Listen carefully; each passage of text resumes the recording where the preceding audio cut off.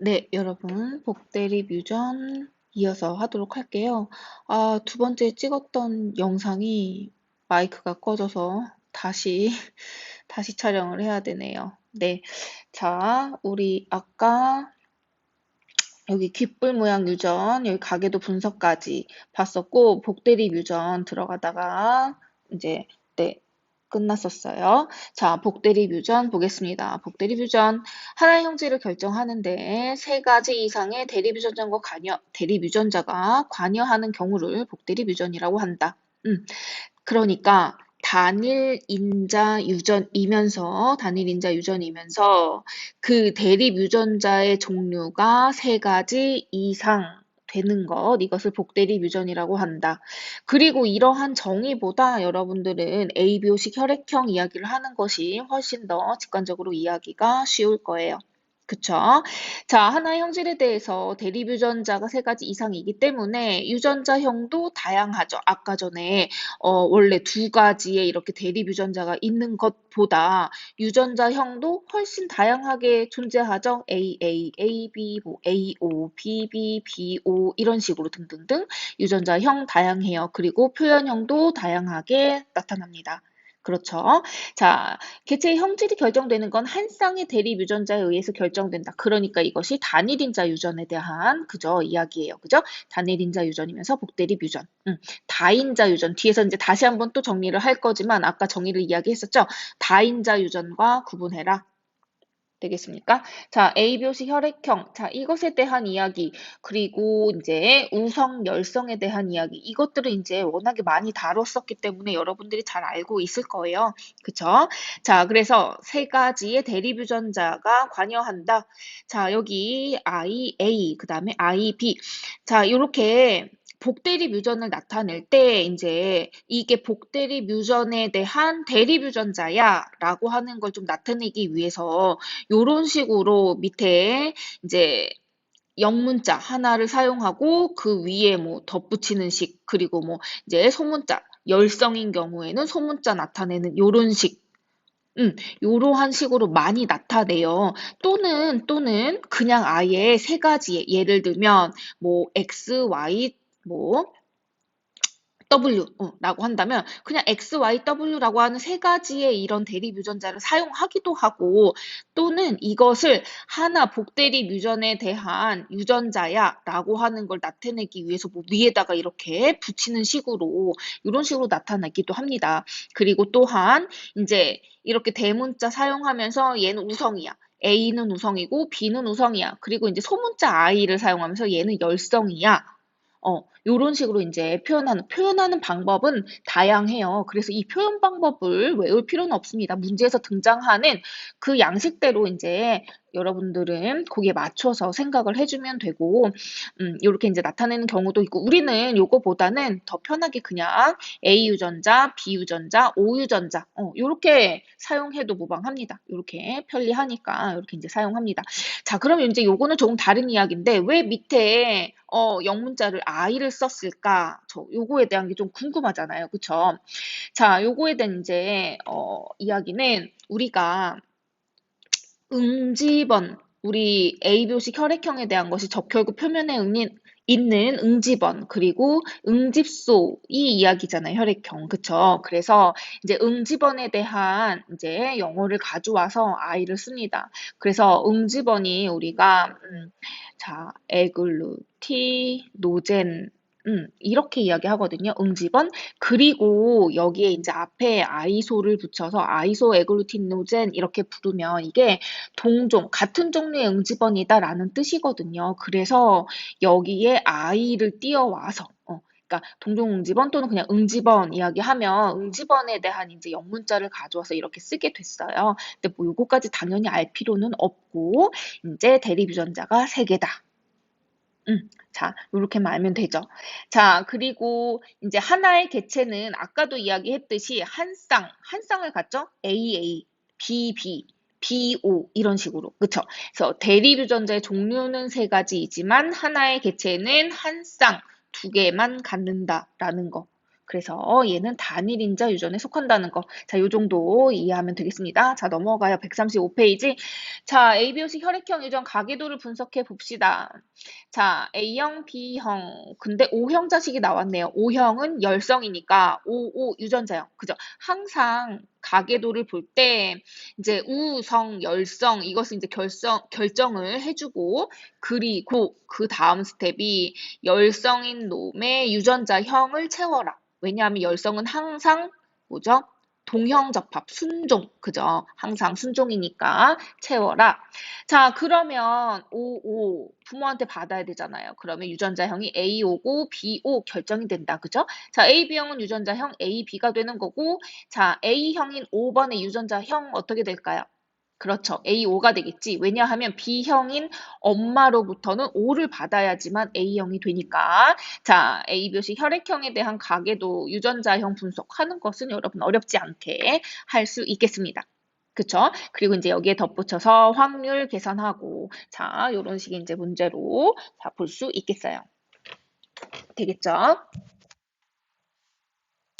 자, 그러면 성염색체 유전입니다. 자, 형질을 결정하는 유전자가 성염색체에 있는 이제 유전에 대한 거고, 우리 시험 문제는 보통 X염색체에 있는 문제가 주로 출제가 됩니다. 95% 이상, 95% 이상 이제 X염색체에 있는 유전에 대한 문제가 출제가 돼요. 왜 그렇겠어요? X염색체에 있어야지 남자, 여자에서 모두 발현이 되고 그리고 유전을 따져볼 수 있으니까 유전 현상을 따져볼 수 있으니까 그렇죠. 왜 Y염색체에 있다면 남자한테서만 발현이 되잖아요. 그래서 이제 대체로는 묻지 않지만 그래도 혹시 모르니까 이제 Y염색체에 있는 경우도 이제 살짝 문제에서 뭐 주어지지 않는다면 살짝 따져보겠지만 대체로는 이제 X염색체에 있는 것이 출제가 된다. 자, 일단 사람의 성결정. 요거 뭐 여러분 어렵지 않게 할 수 있어요. 그죠? 자, 아버지의 염색체 구성은 상염색체 44개와 성염색체 XY로 구성이 됩니다. 자, 어머니는 어때요? 44개 상염색체와 XX 성염색체로 구성이 되죠. 그죠? 자, 그리고 자식입니다. 자, 아들이 태어났다. 아들의 염색체 구성은 44개의 XY일 텐데 아들의 Y 염색체는 누구한테 받아? 그치, 아빠한테 받을 수밖에 없겠지. 그러니까 정자에만 Y가 들어갈 수 있으니까요. 그죠? 자, 그러면 아들이 갖는 X 염색체는 누구한테 받아? 그렇죠. 100% 엄마한테 받아요. 그래서 X 염색체와 관련된 유전인 경우에 자, 아들이 갖는 X 염색체는 엄마로부터 받는 것이다. 이게 이제 중요하게 작용되는 원리 되겠습니다. 그죠? 자, 딸의 경우는 44개 상염색체와 XX 염색체, 성염색체 구성을 가지니까 얘는 어때? 아빠한테도 X를 받고 엄마한테도 X를 받는 거죠. 그쵸? 자, 그래서 얘는 이렇게 따져주면 되겠다. 되겠습니까? 자, 넘어가요. 136페이지. 자, 그래서 우리는 주로 이제 X염색체에 대한 유전, 요것을 이제 우리가 배우게 되고, X염색체 유전의 경우 종류가 정록생맥, 보통 이제 우리가 예시로 다루는 것이 정록생맥, 그리고 이제 혈우병, 이 두 가지 정도는 알아두자. 알아두자. 우리가 앞에서 상염색체에 있는 것들, 뭐 이마 모양이랄지 쌍꺼풀, 보조개 뭐 이런 것들 있잖아요. 이런 거는 이제 외울 필요 없다고 했어요. 우열의 관계도 외울 필요 없는데 X염색체와 관련된 건 워낙에 시험 문제 많이 나오고 그리고 이제 우열도 결정이 되어 있기 때문에 문제에서 빠르게 접근하기 위해서 얘네들은 알아두는 게 좋겠습니다. 알겠죠? 자, 정록생맹과 혈우병 X염색체에 있는 것이다. 오케이? 네. 자, 그리고 정록 생맹의 경우. 자, 생맹 유전자는 열성이다. 그리고 보통 표현을 이렇게 X 다시 이렇게 표현합니다. 그래서 정상 유전자 가지고 있는 이제 X 염색체는 X, 그리고 이제 정록 생맹 유전자를 가진 것은 X 다시 이런 식으로 이제 표현을 합니다. 표현을 해요. 오케이. 자, 그래서 우열 관계도 여러분 알아두자. 그리고 X염색체에 있는 것이다. 알아두자. 되겠죠? 자, 그럼 혈우병도 알아두자 했는데 혈우병도 마찬가지입니다. 정상이 우성이고요.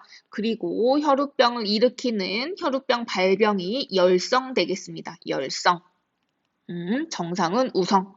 자, 그래서 이제 혈우병 같은 경우에도 보통 X 다시 뭐 이렇게 문제상에서 이제 이런 식으로 표현해서 사용하게 됩니다.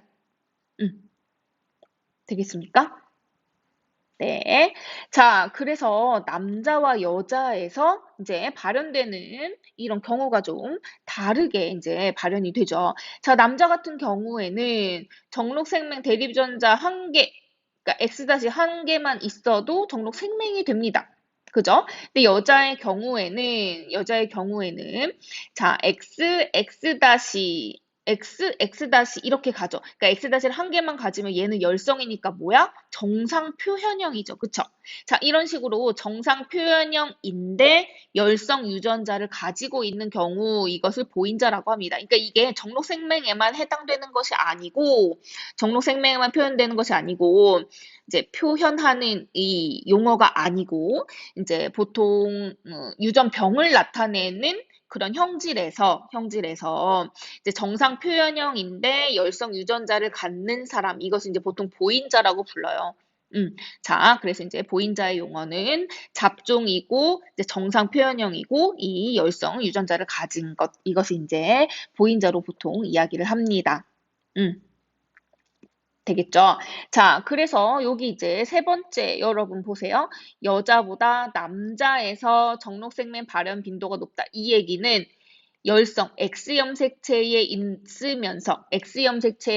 유전자에 의한 유전이면서 열성으로 유전될 때 남자에서 발현 빈도가 높다. 왜 그래요? 조금 전에 살펴본 거예요. 그러니까 이건 여자, 남자를 비교하는 거지. 이미 여자, 남자로 구분이 된 거야. 그쵸? 그러면 남자는 XY, 정상이거나 열성을 갖거나 두 가지 중에 하나잖아요. 그러니까 정록생명 발현되는 확률은 얼마야? 2분의 1이지. 근데 여자의 경우는 어때요? XX인데 정상 XX 가질 수도 있고 XX 다시 가질 수도 있고 X 다시 X 다시 가질 수도 있습니다. 세 가지의 유전자형이 가능하죠. 그랬을 때, 자, 얘도 정상, 그리고 이 보인자, 얘도 정상, 얘만 생명. 어때? 그지? 여자인 경우에서 생명이 나타나는 경우는 3분의 1 된다는 거야. 그러니까 얘는 남자에서 발현 빈도가 더 높다. 이렇게 여러분 따질 수 있습니다. 그런데, 자, X 염색체에 있으면서 여기다 써볼까요? X 염색체에 있으면서 우성으로 유전이 되는 이제 형질의 경우, 그러면 누구에서 발현 빈도가 높을까요? 똑같이 따지니까 그렇지. 우성인 경우는 누구한테? 여자한테서 발현 빈도가 높다. 같은 방식으로 따져보면 이해되겠죠? 자, 그래서 이렇게 볼 수 있습니다. 자, 자, 여기 보면 정상 남자입니다. 요거 하나만 따져보죠. 요거를 여러분 이제 이렇게 펀의 사각형으로 따지는 거 어렵지 않으니까 요 첫 번째 나와 있는 거 요거만 볼게요. 정상 남자와 그 다음에 보인자인 정상 여자 사이에서 태어날 수 있는 자식의 유전자형, 그리고 성별, 그리고 이제 발현 여부 한번 볼게요. 자, 여기 여자, 난자의 생식세포 난자에서 만들어지는 유전자형 볼까요? X 아니면 X 다시죠. 그 다음에 정상 남자니까 X 아니면 Y입니다. 그죠? 자, 그랬을 때 유전자형 가능한 거 XX, 그리고 여기는 X 다시. 안 보인다. 그죠? 얘는 X 다시, 그리고 얘는 XY, 그리고 얘는 X 다시 Y 이렇게 나타날 수 있어요. 그죠? 그래서 유전자형 종류 몇 종류 나와요? 네 종류 나오네요. 그죠? 그리고 성별 자체가 다르니까 얘는 지금 유전자형이 다른 거죠. 그죠? 자, 그리고 딸인 경우에는 모두 다 정상이다. 근데 아들의 경우에는 절반의 확률로 정상일 수도 있고 생명일 수도 있다. 너무 당연한 얘기예요. 왜냐하면 아들은 엄마한테 X를 받아야 되는데 이게 뭐야? 엄마가 가진 X가 정상 X와 그리고 생명 유전자를 가지고 있는 X 두 가지니까 2분의 1의 확률로 아들이 생명이 걸린다. 그쵸?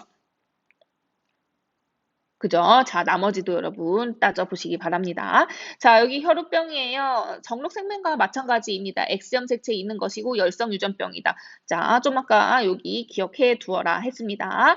자, 얘는 이제 혈액 응고에 관련하는 응고 인자의 부족 때문에 자, 출혈이 되고 혈액 응고가 잘 되지 않는 그러한 병입니다. 자, 여기 유럽 왕가에서 혈우병 가게도 이렇게 나왔는데 얘 여왕 누구예요? 영국의 네, 빅토리아 여왕입니다. 보인자였어요. 자, 그러면서 유럽 각국의 자기 자식들을 이제 결혼시키면서 각국의 혈우병이 이렇게 퍼진 그러한 가계도입니다. 여하튼 중요한 것은 혈우병도 역시 정록생명과 마찬가지로 자, 유전 형태를 띈다라는 것입니다. 자, 넘어가요. 137페이지. 자, 가계도를 실제로 분석해 봅시다. 정록생명이다. 그러니까 정록생명이 문제에 등장하면 X염 색채에 있고 이것은 열성이다라는 걸 알고 문제로 들어가자라는 것이죠. 그죠? 자, 정록생명 남자입니다. 8번 유전자형 그치 X-Y 2번 X-Y 그쵸? 6번 X-X- 이렇게 되겠지. 자, 그러면 1번 엄마의 유전자형 어떻게 될까요? 6번한테 X-X- 6번이 X-X-니까 6번한테 엄마도 X- 줘야 되니까 엄마는 보인자. 자, 정상 남자는 XY. 그 다음에 7번 어떻게 될까요? 7번. 7번은 딸이야. 아빠한테 X-는 반드시 받아야 돼. 근데 정상이네? 엄마한테 뭘 받아야 돼? X를 받아야 되지. 유전자형이 결정이 되고 있습니다. 그쵸? 자, 3번 정상 남자는 XY. 자, 그 다음에 4번 어때요? 아들 8번 아들한테 X-를 줘야 하는데 정상이니까 보인자. 유전자형이 전원 8명 모두 결정이 됩니다. 그죠? 이렇게 모두 결정이 되는 자, 요런 이야기. 자, 여기 보면 7, 8 사이에서 아이가 태어날 때 이 아이가 정록생명일 확률은 얼마이냐? 얼마일까요? 정록생명일 확률은 따져보면 되잖아요. 그쵸? 자, X-X'입니다. 그리고 X-Y예요. 7, 8 사이에서. 자, 이렇게 보면 얘는 정상, 그 다음에 얘 생명, 그 다음에 얘 정상, 얘 생명 이렇게 되네요. 그러면 2분의 1 확률로 나타나게 되겠다. 그죠? 자, 가계도를 분석하는 방법. 지금 이제 방금 전에 다 했습니다. 다 했어요. 자, 부모한테 없던 형질이 자식에서 생긴다. 이 형질은 뭐다? 그렇지. 열성. 이 유전병은 열성이다. 맞죠? 자, 그래서 우열 관계를 이렇게 분석합니다. 자, 그리고 이제 이 유전자가 성염색체에 있는지 상염색체에 있는지 이제 요것을 분석을 해줘야 돼요. 분석을 해줘야 돼요. 그럴 때 이제 가정을 먼저 해봅니다. 일단 성염색체 있다고 따져보고 가계도를 봤을 때 모순되지 않는가. 그러니까 모순되는 걸 지우는 자, 요런 형태로 문제를 풀어나가야 됩니다. 자, 성염색체에 있다. 일단 Y는 당연히 아니죠. 딸이 걸렸으니까. Y 아니에요. 그럼 이제 X염 색체 혹시 있을까? X염 색체 있다면 딸의 유전자형 X-X- 이렇게 쓸 수 있고 딸이 가진 X- 중에 하나는 아빠한테 받아야 되는데 아빠가 정상이네? 그럼 X염 색채가 아닙니다. X염 색채가 아니니까 선택지는 뭐 하나밖에 없어. 그렇죠. 상염 색채. 상염 색채 유전이구나 라는 것을 알 수 있다. 맞습니까? 자, 그래서 이렇게 표현할 수 있어요. X염 색체에 유전자가 있고, 그리고 열성으로 유전되는 경우, 자, 딸이 유전병이면 아빠가 유전병일 확률 100%. 그러니까 반드시 유전병이어야 한다. 이거예요. 딸이 유전병인 경우 열성 동형접합이잖아. 그 중에 하나는 아빠로부터 반드시 받아야 해. 그러니까 아빠가 유전병일 확률 얼마? 그렇지. 얼마? 100%. 그쵸? 확률 1. 그러니까 반드시 아버지가 돼야 된다. 자, 그리고 또 다른 X염 색채에 있을 때 어떻게 되는가? 요거 말고 자, 요런 이제 가계도가 이렇게 있다면 엄마가 자, 유전병이다. X염 색채 있고 열성일 때 엄마가 유전병이다. 아들이 유전병일 확률 얼마? 그렇지, 100%. 왜냐면 엄마는 X-X- 이렇게 가져야 유전병이 나타나잖아요. 지금 열성에 대한 거 보고 있으니까. 자, 그러면 엄마가 유전병이야. 아들이 유전병일 확률 X-를 반드시 아들한테 하나를 줘야 해. 그러니까 아들이 유전병일 확률은 100%. 그쵸? 자, 그래서 X염 색채 있으면서 열성일 때 반드시 일어나야 하는 사건, 반드시 일어나야 되는 그 조건, 그것에 이제 부합하는지, 모순되는지 그것들을 따져가면서 요 X염 색채 있나, 상염 색채 있나 요것을 이렇게 따지는 겁니다. 자, 그리고 또 X염 색채에 있으면서, 자, 우성인 경우 한번 따져볼까요? 우성인 경우. 자, 우성이다, 요번에는. 자, 그렇다면, 이제 어떤 일이 일어나는가? 우성이라면, 자, 아빠가 유전병이야. 딸이 유전병 걸릴 확률? 그렇지, 100%. 왜냐하면 아빠의 X-Y잖아요. X-Y, 이 X-를 반드시 딸한테 줘야 해. 우성으로 유전된대, 유전병이. 그러면 딸은 X-를 아빠한테 반드시 하나 받으니까 유전병 걸릴 확률 얼마? 100%. 그쵸? 자, 그리고 또 다른 거. 자, 요번에는 아들이 유전병이야. 아들이 유전병이야. 엄마가 유전병 걸릴 확률 얼마? 그렇지, 100%. 그지? 왜냐면 아들이 X-Y인데 이 X-는 누구한테? 엄마한테 반드시 받아야 하니까 엄마가 반드시 유전병이어야 한다. 자, 요런 식으로 관계를 찾을 수 있습니다. 되겠죠? 자, 넘어갑니다. 138페이지. 자, 단일인자 유전과 다인자 유전. 우리 이제 요거는 다 배웠어요. 자, 단일인자 유전 한 가지 형질에 대해서 한 쌍의 대립 유전자가 형질을 결정하는 것. 귓불 모양 아까 따져봤죠? ABO식 복대립 유전. 단일인자에 속한다는 거 중요하다. 자, 그 다음에 정록생맹 같은 것. 자, 그 다음 이제 다인자 유전. 한 가지 형질에 대해서 여러 쌍의 대립 유전자가 결정하는 경우. 자, 이런 다인자 유전. 예시를 보면 피부색, 키, 몸무게, 지능 이런 것들. 그러니까 여러 유전자, 그러니까 여러 종류의 유전자가 결정하는 것이죠.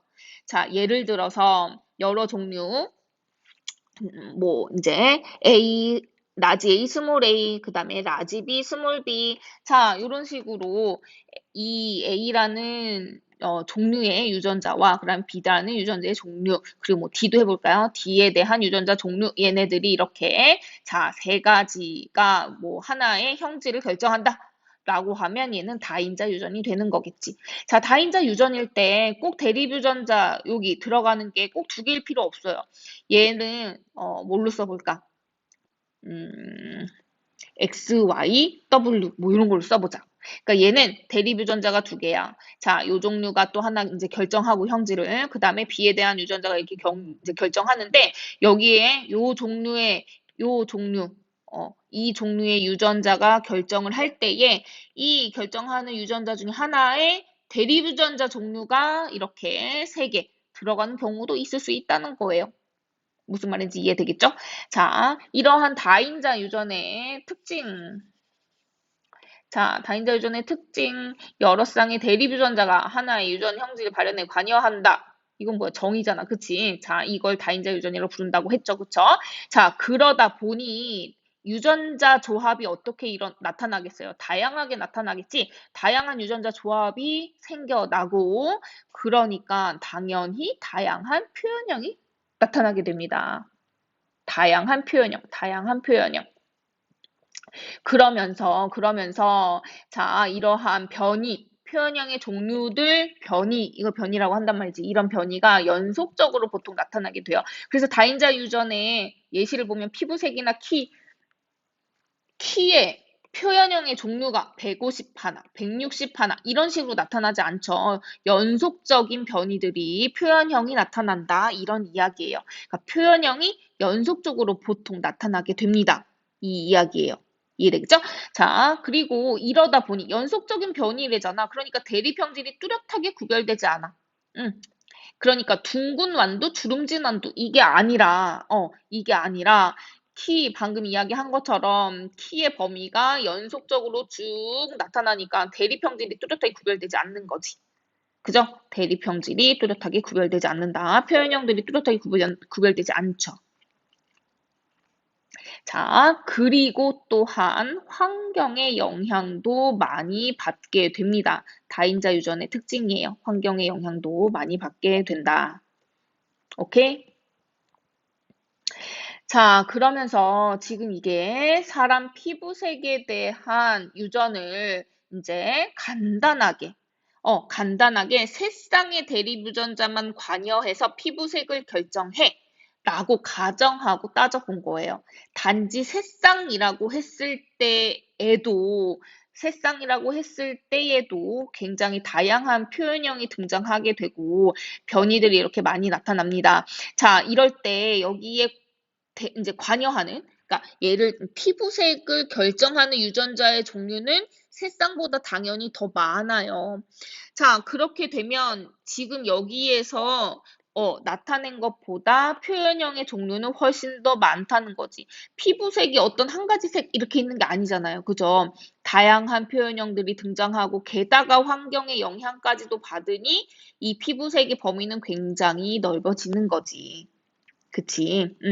자, 일단은 근데 이제 이 원리를 보기 위해서 새쌍의 대립유전자가 관여한다, 결정한다라고 봤을 때, 그때 여기 등장하는 것을 보면 이제 이 평균값의 변이들이 이제 빈도가 높게 나타난다. 그래서 이렇게 보통 정규분포 곡선의 형태를 나타내는 이러한 경향을 보인다.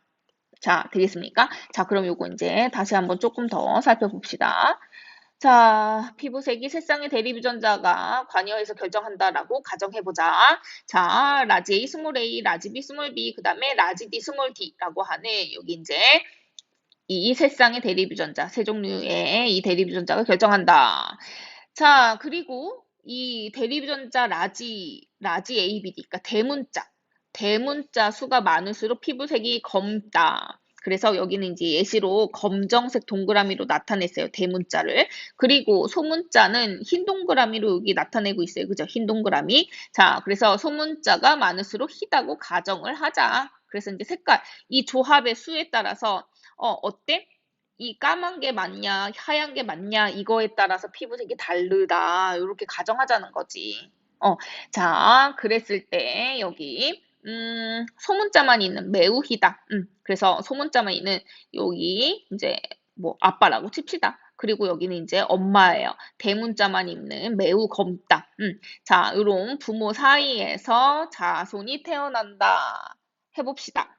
오케이? 자, 그러면 자손일 때는 당연히 여기 이제 조합이 나타나겠지. 얘가 만들 수 있는 생식세포는 어떻게 돼요? 라지 A, 라지 B, 라지 D. 이 한 종류밖에 없죠? 무슨 말인지 알지? 자, 그러니까 라지 A를 갖는 놈이 생식세포를 만들 때는 생식세포에 라지 A만 들어가잖아요. 그죠? 그리고 라지 BB도 역시 라지 B만 들어가지 라지 DD에서도 라지 D만 나와. 그러니까 A, B, D 조합의 한 종류의 생식세포만 만들어져. 그죠? 자, 얘도 마찬가지예요. 스몰 a, b, d 이렇게 한 종류의 생식세포만 만들어집니다. 자, 이 조합에 의해서 자손 일대가 만들어졌으니 자손 일대의 유전자형은 어떻게 될까? 그렇지. 이렇게 라지 A, 스몰 a, 라지 B, 스몰 b, 라지 D, 스몰 d 이렇게 되겠죠. 자, 그리고 같은 유전자형끼리 이제 결혼을 했다 치고 자식에서 나타날 수 있는 유전자형의 종류, 자, 조합, 그치? 유전자 조합. 그리고 표현형의 종류, 빈도 이것들을 살펴보자 이 이야기예요. 오케이. 자, 그러면 여기 라지 A 스몰 A, 라지 B 스몰 B, 라지 D 스몰 D라고 하는 자손 1대가 만들 수 있는 생식세포의 종류는 이제 몇 종류가 될까요? 몇 종류? 자, 여기 이제 퍼넷의 사각형을 여기 마름모로 그려놨죠? 몇 종류? 그렇지, 8종류. 왜? 라지 A, 스몰 a가 만들 수 있는 생식세포의 종류는 라지 A 아니면 스몰 a잖아. 두 종류. 자, B에 대해서도 두 종류, D에 대해서도 두 종류. 각각의 조합이 다 가능하니까 얘는 몇 종류? 그렇지, 8종류의 생식세포가 만들어집니다. 이해됩니까? 그쵸? 자, 여기서도 역시 어때? 8종류의 생식세포가 만들어집니다. 8종류의 생식세포, 아이고, 8종류의 생식세포, 여기 8종류의 생식세포. 이해되고 있죠? 그쵸? 자, 각각. 이게 어려울 때에는 각각 A 따로, B 따로, D 따로 따져보고 그 각각 조합이 얼마나 생기는지. 자, 이렇게 보면 쉬워요. 그죠? 자, 그래서 여덟 종류 이제 생식세포가 나오고, 지금 여기에서는 표현형을 결정할 때에 대문자의 수 또는 소문자의 수, 보통 우리가 문제 풀 때 같은 얘기잖아. 대문자가 몇 개 있냐 따지는 것과 소문자 몇 개 있는 거 따지는 것, 이건 같은 얘기지? 그러니까 이제 우리는 대문자로 해보자 이거죠. 자, 대문자의 수만 표현형에 관여한다라고 했을 때 자손 2대의 표현형의 종류는 몇 종류일까요? 자, 이렇게 본다면 대문자의 수만 자, 관여한다. 그럼 몇 종류? 자, 뭐가 가능해요? 대문자가 없는 것부터 대문자가 몇 개인 것까지. 총 몇 개? 그렇지. 라지 AA, 라지 BB, 라지 DD. 몇 개? 6개까지. 그럼 표현형의 종류는 몇 종류? 그렇죠. 7종류의 표현형이 가능합니다. 자, 그래서 여기 피부색 검게하는 대리부전자에서 대문자의 수와 같은 이야기예요. 그래서 0개부터 1, 2, 3, 4, 5, 6. 그래서 6개 대문자를 모두 다 갖는 검은 동그라미 6개 갖는 자, 이렇게 7종류의 지금 표현형이 가능하게 됩니다. 자, 그죠? 단지 세 쌍의 유전자만 관여해서 피부색을 결정한다 하더라도 표현형의 종류가 이렇게 늘어나는 것을 볼 수 있습니다. 다인자 유전의 특징. 실제로는 피부색을 결정하는 유전자는 수가 더 많아요. 자, 그래서 피부 표현형의 종류, 7종류, 이렇게 이제 나타나게 되고, 자, 여기 이제 빈도들을 이렇게 구해보는데, 여기 8종류의 생식세포에 8종류의 생식세포가 만나면 64칸이지. 여기가 총 64칸인데, 64칸에 이걸 다 세가지고 해보면, 뭐 이렇게 나와요. 근데 이건 이제 우리가 매번 세지 않을 거야. 그치? 그럼 이제 이런 문제들은 어떻게 접근해서 푸느냐. 요런 다인자 유전에서는 보통 대문자의 이제 수로 보통 따져줍니다. 근데 이제 문제 조건이 다른다고 하면 그때는 이제 문제에 따라서 이제 주어진 조건, 시키는 그러한 조건에 따라서 풀어줘야 돼요. 근데 지금 이제 대문자 수로 따져본다면 자, 이 사각형, 포넷의 사각형을 그릴 때 대문자의 수로 우리는 나타낼 수 있어요. 그죠?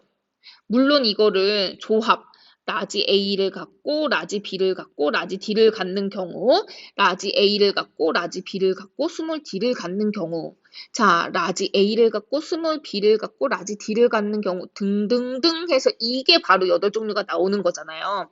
그런데 우리가 관심을 대문자의 대문자의 수에 의해서만 표현형이 결정이 되니까, 자, 거기에만 이제 관심을 가져보면 어떻게 볼 수 있어요? 대문자가 없는 생식세포.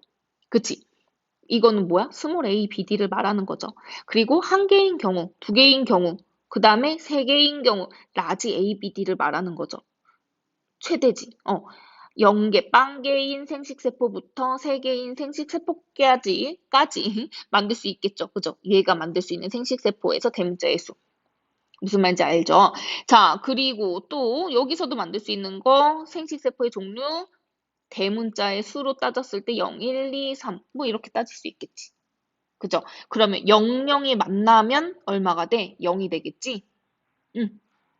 0, 1이 만나면 얼마가 돼? 0, 1이 되겠지? 자, 얘는 얼마가 돼? 0, 2가 만나니까 2가 되겠지. 이런 식으로 대문자의 수를 따져보면 0부터 이제 6개까지 3, 3이 만나면 6개가 되겠지.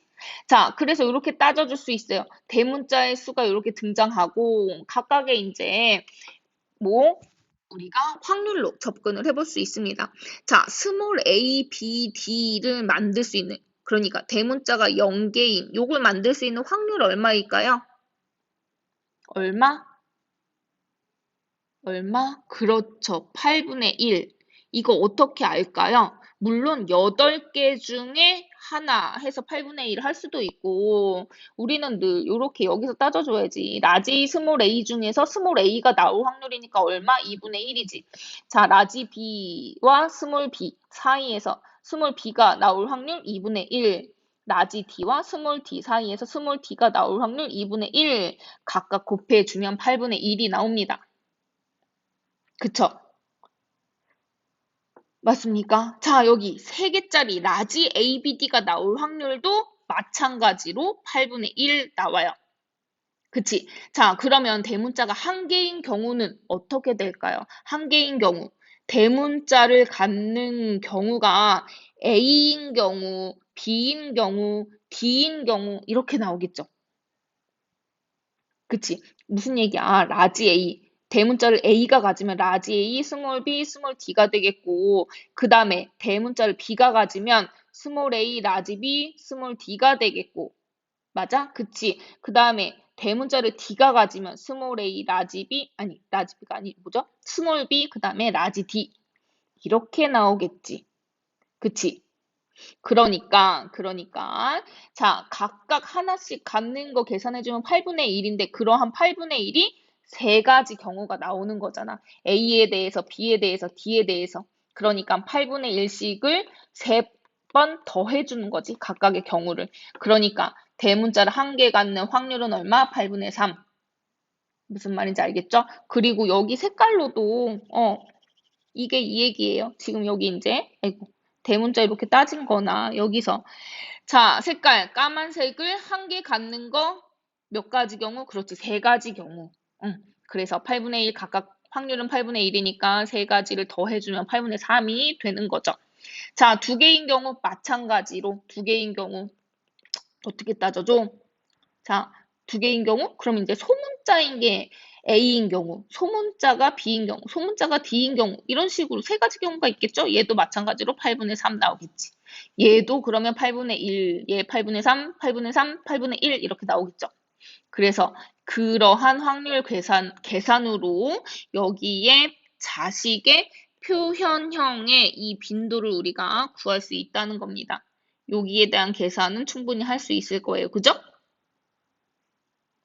그치? 무슨 말인지 알겠죠? 자, 실제로 본인들이 이 표를 보면서 자식의 표현형에 따른 빈도가 확률로서 어떻게 나오는가 직접 한번 따져 보십시오. 여기에 나와 있는 이 수치들이 나오는가? 그러니까 무슨 얘기냐면 대문자를 3개 갖는 자식이 나올 확률 얼마? 64분의 20 이렇게 된다는 거야. 이걸 직접 여기서 여러분들이 따져보라는 겁니다. 꼭 해보셔야 돼요. 이런 문제는 반드시 자주 출제가 되니까요. 반드시 해보십시오. 오케이? 네. 자, 좋아요. 139페이지에 여기 유전 형질이 자손에게 전달되는 과정, 역할놀이 각자 한번 쭉 읽어봅니다. 이게 무슨 얘기인지 한번 쭉 읽어보세요. 아시겠죠? 자, 오늘 강의는 여기까지고요. 다음 주까지 9강 사람의 유전 문제 숙제입니다. 풀어오세요. 자, 고생 많았습니다.